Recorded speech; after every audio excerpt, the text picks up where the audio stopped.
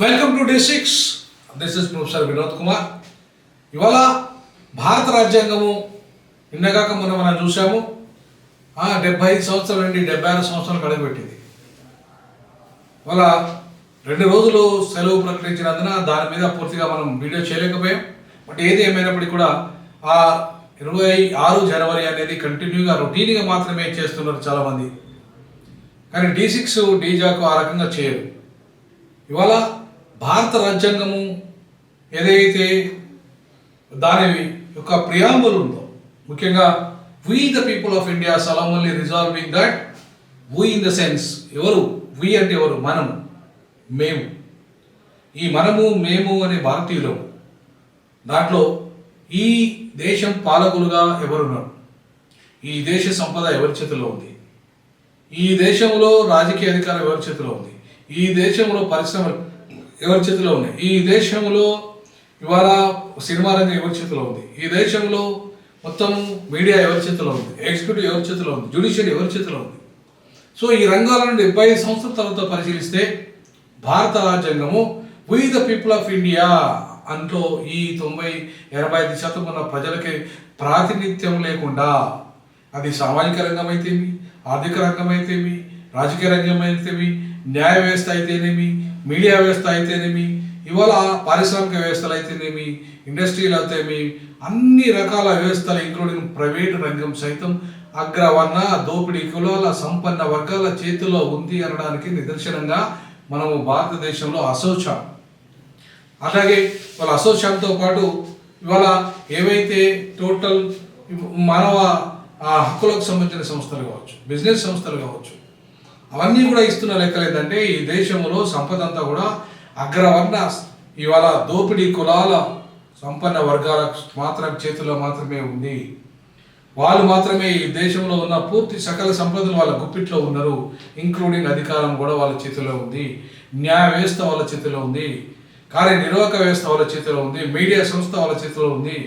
కాబట్టి ఈ దేశంలో ఉన్న ఇవాళ ఎవరైతే మనం సోకాళ్ళు రాజ్యాంగం పేరు మీద అందరం సమానమని చెప్పకుండా వాస్తవానికి అందరూ సమానమైన స్థితిలో లేరు. ఇవాళ కేవలము 2% ధనవంతుల చేతిలోనే భారతదేశం ఉంది. ఇవాళ 15% ఉన్న అగ్రవర్ణాల కుప్పిట్లోనే కబంధ హస్తాల్లోనే ఇప్పటికీ భారతదేశం యొక్క అన్ని రంగాలు వాళ్ళ కబంధ హస్తాల్లోనే దాగి ఉన్నాయి. కాబట్టి ఇవాళ దేశం ప్రజాస్వామ్యం చెప్పుకోవడానికి సిగ్గుచేటు. కేవలం రాజకీయ స్వేచ్ఛ వచ్చినంత మాత్రాన సామాజిక ఆర్థిక న్యాయం జరగకపోతే, ఆ స్వేచ్ఛ లేకపోతే, ఈ దేశంలో కేవలం రాజకీయ ప్రజాస్వామ్యం ఉన్నంత మాత్రాన సామాజిక ప్రజాస్వామ్యము, ఆర్థిక ప్రజాస్వామ్యము, విద్యా ప్రజాస్వామ్యం, పారిశ్రామిక ప్రజాస్వామ్యము, సినిమా ఇండస్ట్రీలో ప్రజాస్వామ్యము, మీడియా రంగాల ప్రజాస్వామ్యం, న్యాయ వ్యవస్థల ప్రజాస్వామ్యం లేకపోతే, ఈ రంగాల్లో ఎవరి జనాభా ఎంతో వారికంత వాటా లేకపోతే ఈ దేశంలో ప్రజాస్వామ్యం ఉన్నట్టా లేనట్టా? 75 సంవత్సరాల ప్రజాస్వామ్యం పేరుతో కులస్వామ్యం మాత్రమే ఉందా? అగ్రవర్ణ ఆధిపత్య స్వామ్యం మాత్రమే ఉందా? సంపన్న వర్గాల దోపిడీ మాత్రమే ఈ ప్రజాస్వామ్యం పేరుతో అరాచక పాలన కొనసాగిస్తుందా? ఇవాళ నరేంద్ర మోడీ ప్రభుత్వం ఏదైతే ఉందో, ఎన్డీఏ ప్రభుత్వం, ముఖ్యంగా ఒకే దేశము, ఒకే ఎన్నిక, ఒకే ఎగ్జాము, ఒకే పరీక్ష, ఒకే నీటు, ఒకే క్లాటు, ఇవాళ ఒకే ఎలక్షన్ సిస్టము, అట్లా ఒకే జమిలీ ఎన్నికలు, ఈ రకంగా ఒకే చివరికి ఒకే బీజేపీ ప్రభుత్వము, ఒకే పాలకుడు, అదే నరేంద్ర మోడీ అనే పరిస్థితికి ఇవాళ నెట్టబడుతుంది ఈ దేశ ప్రజాస్వామ్యం. భిన్నత్వంలో ఏకత్వము, అన్ని వర్గాలకు సమానత్వము, అన్ని కులాలకు, మతాలకు, ప్రాంతాలకు, భాషలకు, లింగంకు అన్నిటికీ అతీతంగా భారత రాజ్యాంగము అందరికీ స్వేచ్ఛ, సమానత్వము, సౌభ్రతత్వము, సామాజిక ఆర్థిక రాజకీయ న్యాయము అన్ని రంగాల్లో ఉండాలని చెప్పేసి ఏదైతే ఇవాళ మనకు ప్రయాంబుల్లో పీఠికలో, భారత రాజ్యాంగ పీఠికలో చెబుతున్న అంశాలు ఉన్నాయో అవేవి కూడా అమలు కాకుండా 75 సంవత్సరాలుగా రాజ్యాంగ ఫలాలు కొందరికే దక్కుతూ, ప్రజాస్వామిక ఫలాలు కొందరి చేతుల్లోనే ఉంటూ, కొందరికే ఈ ప్రజాస్వామ్యము, ఈ రాజ్యాంగ ఫలాలు అందిస్తే ఈ ప్రజాస్వామ్యానికి కానీ ఈ రాజ్యాంగానికి అర్థం లేకుండా పోతుంది. సో కాబట్టి ఇవాళ మనం ఏవైతే మాట్లాడుకుంటున్నామో సహోదర భావం కుల వ్యవస్థ వల్ల లేనే లేదు ఈ దేశంలో. ఈ వర్ణ కుల వ్యవస్థ వల్ల సహోదర భావం లేని కారణంగా ఈ దేశంలో సమానత్వ సూత్రానికి అర్థమే లేకుండా పోయింది, స్వేచ్ఛకు అర్థమే లేకుండా పోయింది, సామాజిక న్యాయానికి అర్థమే లేకుండా పోయింది, ఆర్థిక రాజకీయ న్యాయం అసలే జరగని పరిస్థితికి వచ్చేసింది. ఆ కాస్త రిజర్వేషన్లు ఉన్న కారణంగా ఎస్సీ ఎస్టీలు రాజకీయ ప్రజాస్వామ్యంలో కొంత వాటాను పొందుతున్నారు. కానీ స్వేచ్ఛ లేదు వాళ్ళకి. అగ్రవర్ణాల కబంధ హస్తాలలో మాత్రమే రాజకీయ ప్రజాస్వామ్యాలు అనుభవిస్తున్నారు. అందుకే స్వేచ్ఛ లేని ప్రజాస్వామ్యం కానీ, అలాగే సామాజిక న్యాయం లేని ఆర్థిక రాజకీయ న్యాయం లేని ప్రజాస్వామ్యం కానీ అర్ధరహితము. రాజకీయ ప్రజాస్వామ్యం కేవలం పేక మేడ లాంటిదే.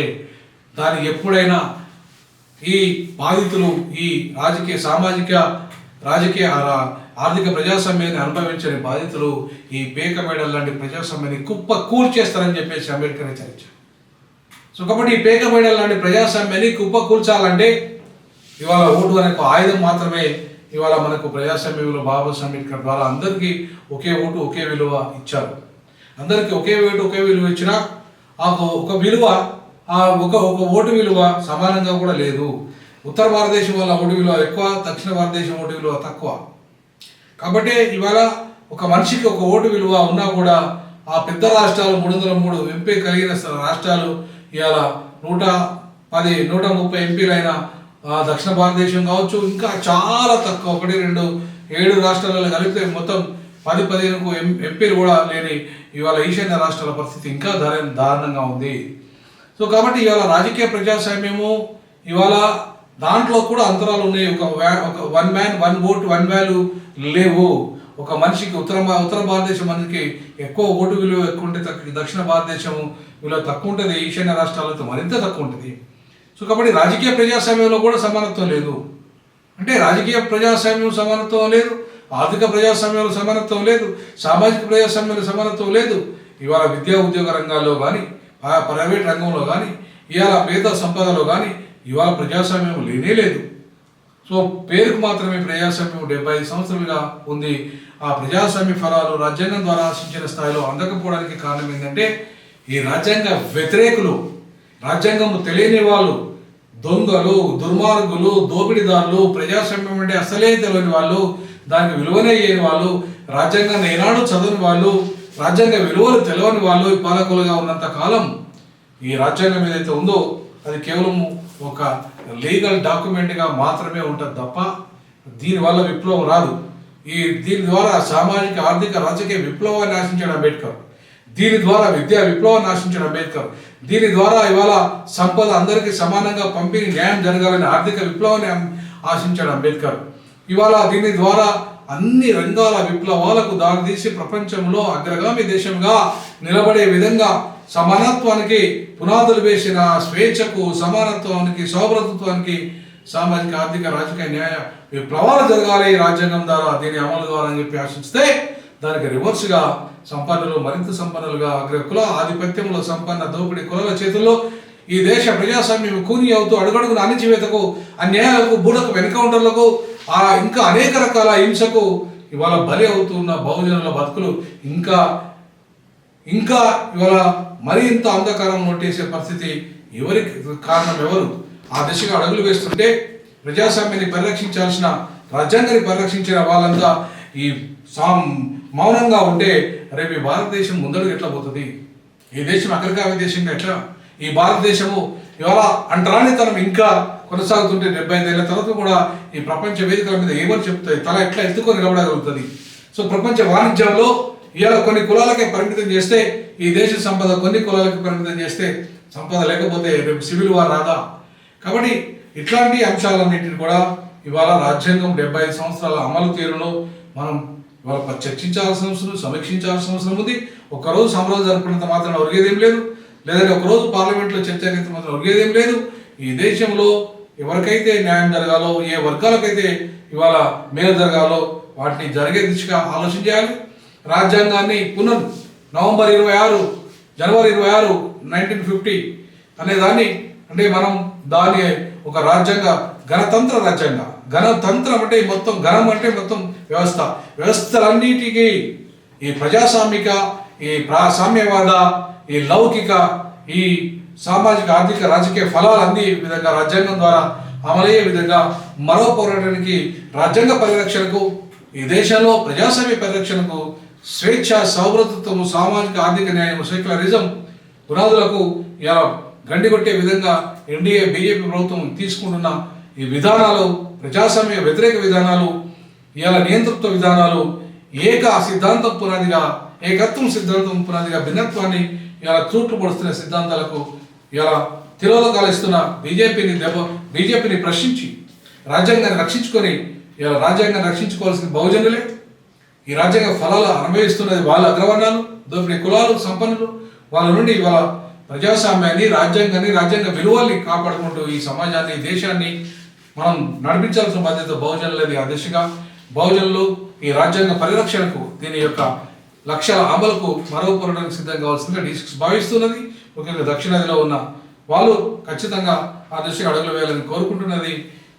ఈ సందర్భంగా మరొకసారి రాజ్యాంగం దినోత్సవం సందర్భంగా మన చైతన్యానికి అంకితమవుతూ మనం మన రాజ్యాంగ అమలు పోరాటానికి సిద్ధమవుతాం తెలియజేస్తున్నాం. జై భీమ్, జై రాజ్యాంగము, జై భారత రాజ్యాంగం.